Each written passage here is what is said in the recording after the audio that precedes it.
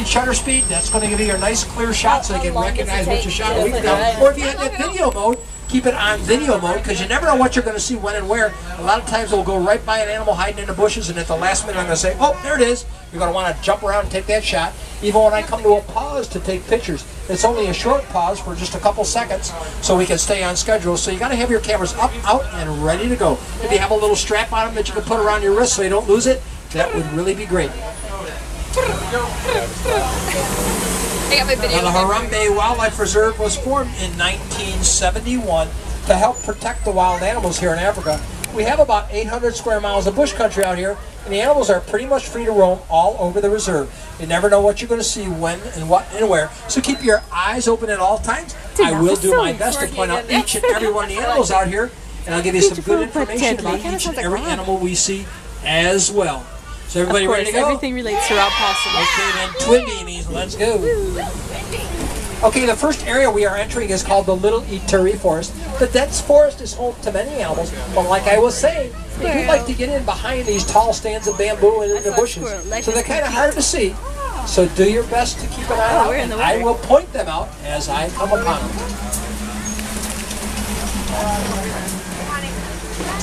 To the right, you see the dark brown animals with the stripes on its back end and legs over there? Those are okapi. Okapi. Very shy, reclusive animals not discovered by the Western world till 1901. Look over here, see the big birds up here on the hill? Those are yellow-billed storks, like these small snakes, fish frogs, and even other small birds. Yellow-billed storks. There's another animal laying over by the fence over there. Small, dark brown animal with yellow fur on its back. That's a yellow-backed duiker. Duikers are forms of antelope that like to dive into bushes to elude their predators. That's the yellowback, one of about 17 varieties of yellowback duikers or divers. Now the okapi were not discovered by the Western world till 1901, and they are actually related to a giraffe. Yep, they have a long tongue like a giraffe. Can strip the leaves off trees to eat from a lot lower vegetation than their tall cousin, the giraffe, the okapi. Now we have an animal research student up here taking care of some animals up here. See these antelopes up on top of the hill? See that reddish brown animal with the white stripes? That is a bongo up there. Now bongo can hide so well they are known as the ghost of the forest, the bongo. Now this water hole is where we quite often will spot some animals. Sometimes we'll spot a black rhino in this area, but they are very scarce. There's only about 5,000 black rhino in all the world today. Oh look, there's a black rhino laying right there in the mud. See the black rhino? Now he has skin about 1 inch thick. 1 inch thick. So he pretty much can ward off just about any predator except for man. Look at the big bird in the nest on the hill on the right. Those are saddle-billed storks up there.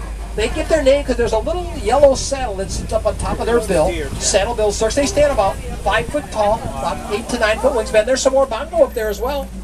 See how they're hard to see when they're laying down in the bushes? That's why they're called the ghosts of the forest. Like Rob Paulsen. I can't handle this.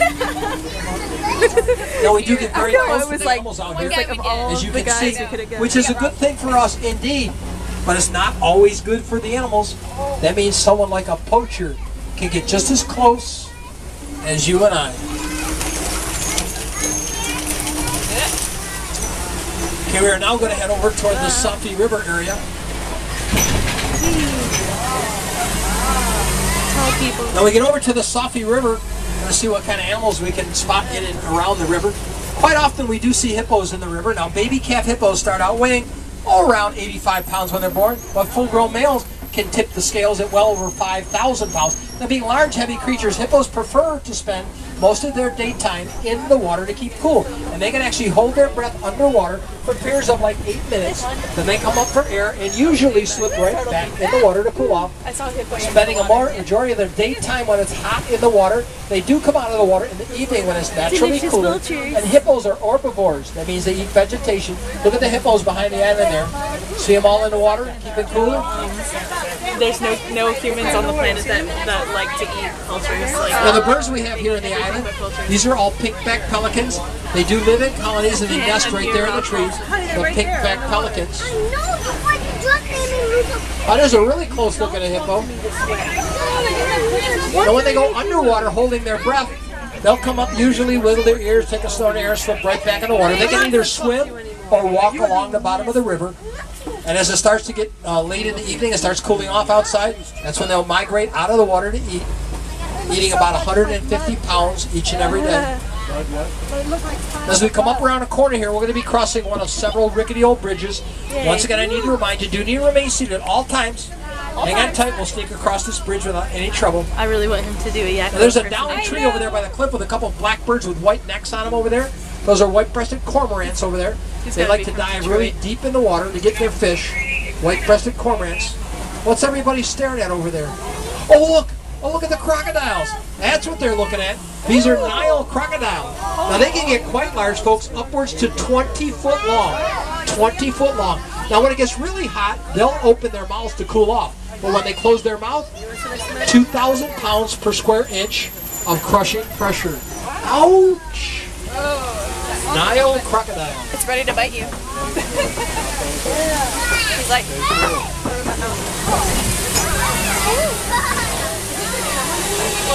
Okay, we are now going to head over to the savannas. The savannas is a completely different ecological system than the dense forest we're leaving. I feel like the animals are in this tiny enclosure and they're just sad. Stuck We to find the a side lot of of the grazing road. animals out here, as well as some There's oddball some items. grazing animals. I mean, people. One of the oddball items are weird-looking trees like this one coming up on the right. This is a baobab tree, living to be over 2,000 years old. We've nicknamed it the upside-down tree. Why? It does look like roots up there, doesn't it? But those really are limbs. Does get leaves on them about 3 months out of the year. Stores water in that big fat trunk for the dry spell. The baobab tree. Okay, folks, here's where you get the best view in all of Harambe. This is the savannas out here. This is part of the Serengeti grass plains of East Africa. So where zebra, wildebeest, antelope, lion, giraffe, they all migrate through here. This is known as the Migration Superhighway of East Africa, and this is all part of the wild Africa we're trying to protect right here in Harambe. Now, if you look at the tall grass coming up here on the right, you'll see some sable antelope. Sable antelope. Dark brown antelope with long curved horns. See the adult laying down there? Their horns can get up to 60 inches long. The young ones are kind of light brown with the short horns. They'll get darker as they get older, and the males will get the darkish brown, almost blackish brown, the sable antelope. Now, the landscape that you're going to see out here in the savannas is pretty much predicated by the animals that live here. We have elephants that will come through here, think nothing of knocking a tree down, like you see way up there on the right, just so they can eat all the leaves off the limbs. The giraffes, like the ones you see way over to the right, they're the ones that like to prune the underside of these acacia trees, which is cool. Lets the light shine through so the grass will grow. And the antelopes and the migrating animals, like the one over here on the left, this big eland, they're the ones that like to chew the grass and keep it mowed down. You even have warthogs that'll trim up the edges. Human beings. That's an eland up here on the left, a Patterson eland. That's the largest antelopes found in Africa today. Males weigh upwards to around 2,000 pounds, stand almost 6 foot tall at the shoulders. Eland, Patterson eland. Now, as large as elands are, they can still jump 6 to 8 feet straight in the air. Patterson elands. It's a very nice balanced ecological system out here where we do have plenty of food for all the animals. The savannas. Now, straight ahead of the truck here, you'll see some reddish-brown dirt mounds. Those are termite mounds. Termites generate these big dirt mounds, and they'll dry out and get hard, almost like concrete. Makes a nice scratching post for some of these animals. Record it from here. Oh yeah. Well, See these small animals coming up on the left over here? They're light brown. They got a dark brown stripe and a white underbelly. Yep. These are springboks. Springboks. They only get to be about 100 pounds full grown, the springboks. They get their name Springbok because they can really spring and jump. You startle one of these animals, they'll start jumping around 10 to 11 feet at a time. Springboks. See the big horned cattle laying over here? Termite mound or whatever it was. And coley cattle, horns over 6 foot long, 20 in circumference at the base. And coley cattle. Domesticated by the Watusi tribe, sometimes we call them Watusi cattle. And there's a water buck. See the animal by the tree all by itself? That's a water buck. I'll tell you that's a male because I do see the horns. Females do not have horns, so that is a male water buck. Now, I told you these dirt mounds get hard and some of the animals actually like to scratch against them. Well, can you imagine if a big elephant tries to scratch against a dirt mound? They usually knock it down to a heap like you see over there on the right. The only thing that's good for now, maybe a small animal like one of them little springboks, he might want to get up on top of that mound so he can get a better look out into the tall grass for any predators that might be out to get him.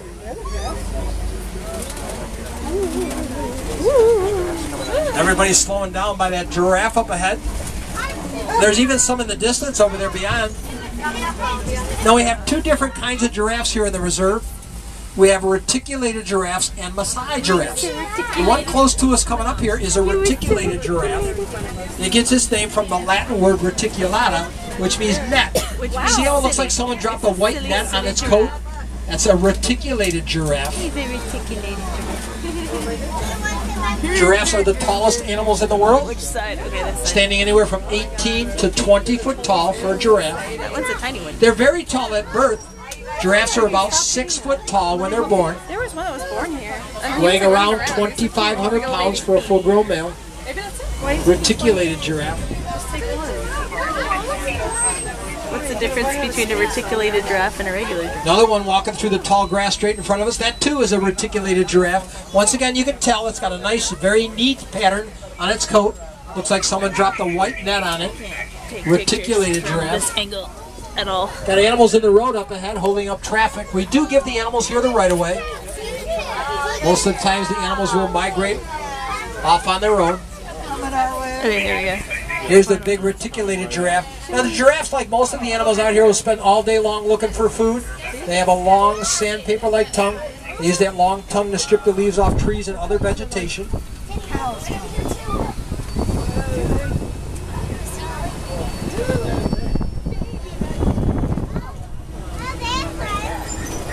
Reticulated giraffes. Now the one far over there, see how its pattern doesn't seem to look as neat as the reticulated? That's a Maasai giraffe way over to the right.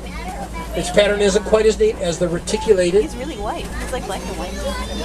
And Maasai giraffes are kind of unique in that they only sleep about 20 minutes a day, which serves them well because, like I said, they do spend all day long looking for food. Mess. Pose with the giraffe. The word giraffe is an Arabic word, means one that is graceful. Very graceful animals. Just had one run across the front of the truck in front of us again. Now see these gray and black animals over here to the right? These are wildebeest. Wildebeest is African for wild beast. They happen to be white-bearded wildebeest. See all the white hair hanging from their necks and chins? White-bearded wildebeest. Also known by the name of gnu, G-N-U. That's the largest migrating group left in the world, white-bearded wildebeest. They migrate in very huge numbers through the savannas in search of food and water. So keep all your hands in the truck here as we go by. Don't want to get any of these giraffes too riled up. We're going to go poli-poli. That's Swahili for slow. Poli-poli. These are all Maasais. Maasai giraffes. Got that broken up pattern, not as neat as the reticulated. Oh wow. The Maasai giraffes. That long tongue sticking out there. Oh well. There we go. Now we are in elephant country out here in the savannas, so if we have any luck today, we'll spot some African elephants. Both male and female African elephants do possess ivory tusks. Makes them both susceptible to poaching.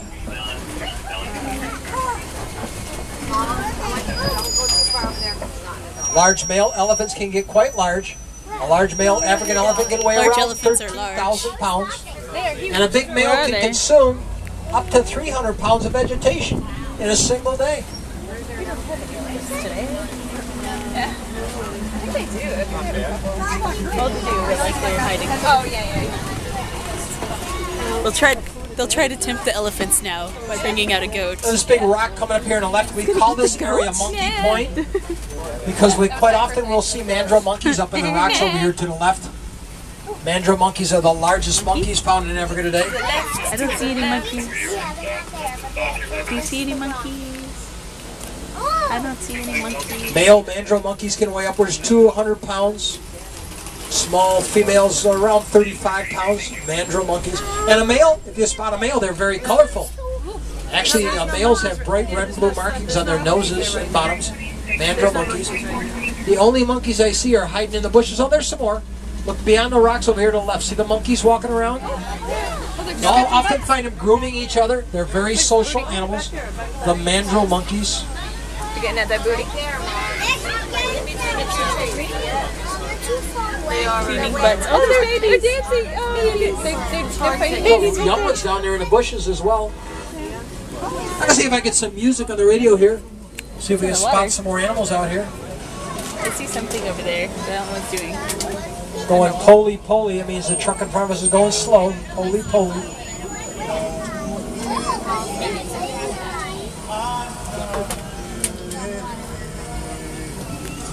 I feel like turning off this video. I don't know how much longer this is going to go on. Not really that much longer. Okay.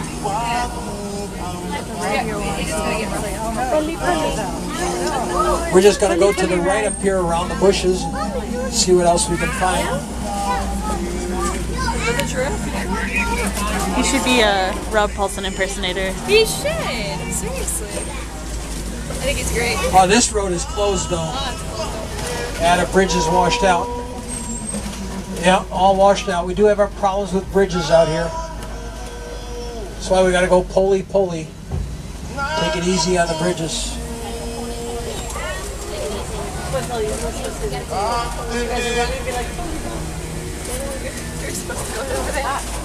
The best stuff, the ride's going to be completely different now. Oh no. Oh yeah. no. Maz, there's problems. We're going to have to go up the hill. Go up the mountain. We might have to walk. Oh, I can't go by those giraffes. They'll bite me. The giraffes are friendly. Oh, I am going to shut the radio off here. I got to warn you, this is another rickety old bridge, so everybody stay seated, hang on tight. In fact, cross your fingers for me. Hopefully we can sneak across this bridge like we did the last one without any problems.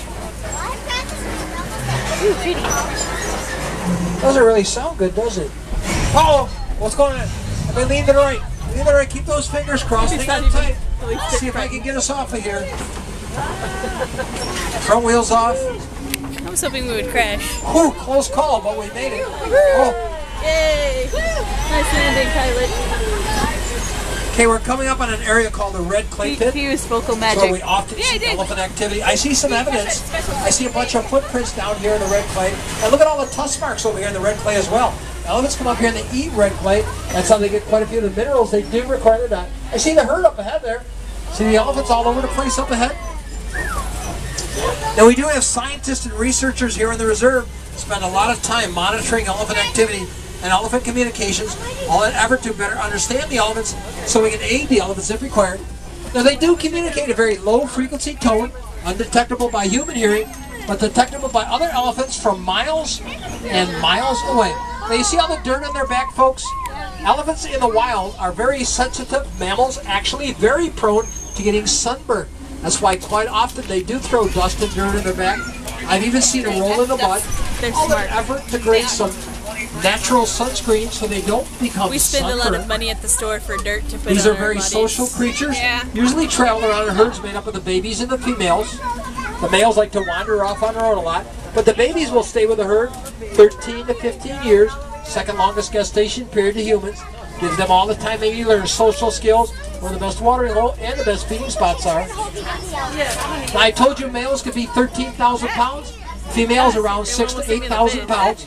Baby elephants at birth around 200 to 300 pounds. Females carry their young for 22 months before giving birth. Females have about 15 babies in their lifespan, and a lifespan of an elephant is about 60 to 70 years old. Oh, that's old. So old. So old.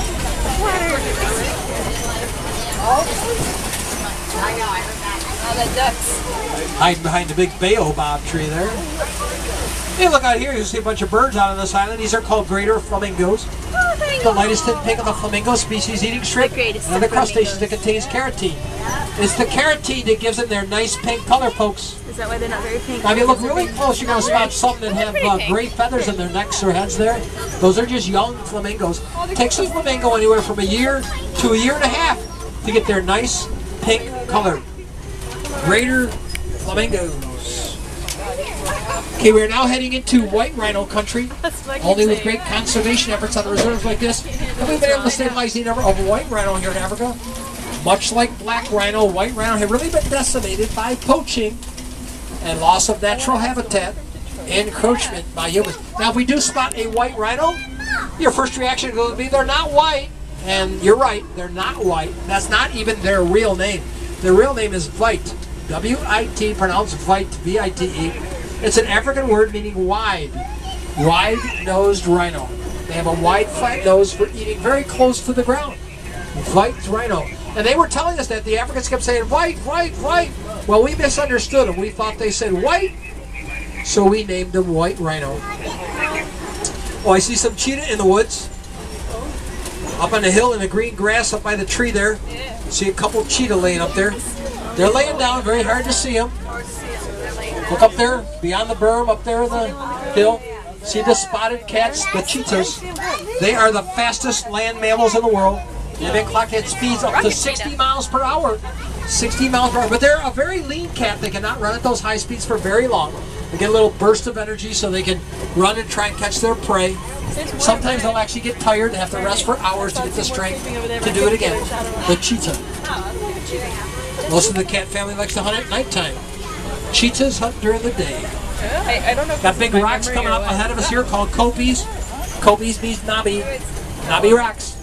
This is where we quite often will see a lion or a lioness. They like it up here in the rocks.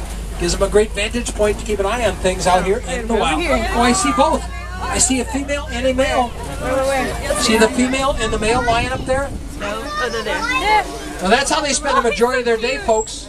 About 18 to 20 hours out of the day laying around. They like to hunt at nighttime. Very keen sense of smell and eyesight for hunting at night. And the female, see the female, she does about 80% of the hunting. Why?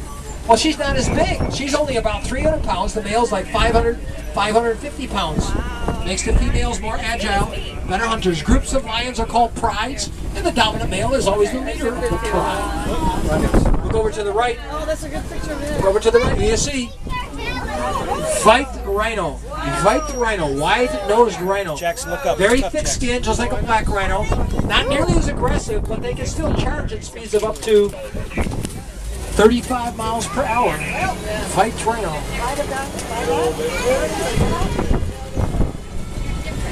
Maz, your big fat head. Goodbye, cuties.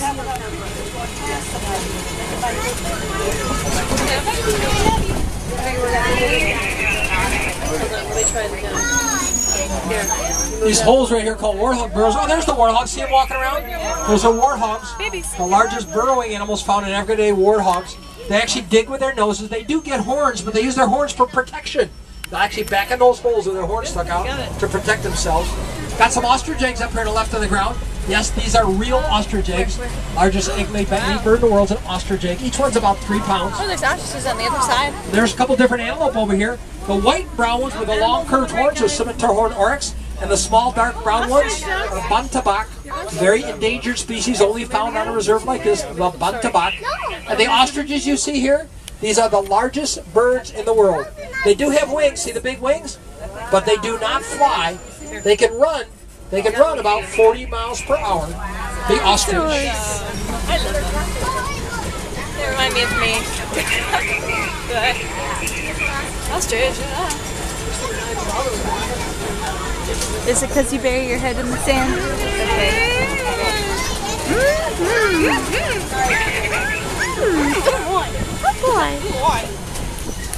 Okay, we're entering a new area of the reserve that we have recently refurbished and reconditioned to try and create a nice natural environment for some more animals.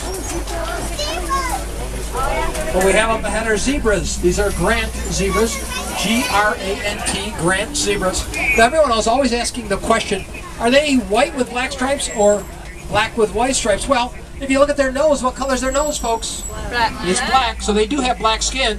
That means they are black skinned with white stripes. Each one is unique. No two patterns are the same, kind of like our fingerprints. Very hardy animals. They are so hardy, within hours of birth, they can actually stand and run with a herd. They're like a line to Grant zebras. They possess a very nasty kick as their main means of defense. If they're attacked by a lion, their kick is powerful enough to break the jaw of a lion. Grant zebras. Now, we are all about conservation here at the reserve. We work very hard to protect and care for these animals, and we work very closely with the natives in Africa as well. But a lot of the native people in Africa used to actually hunt these animals to make a living.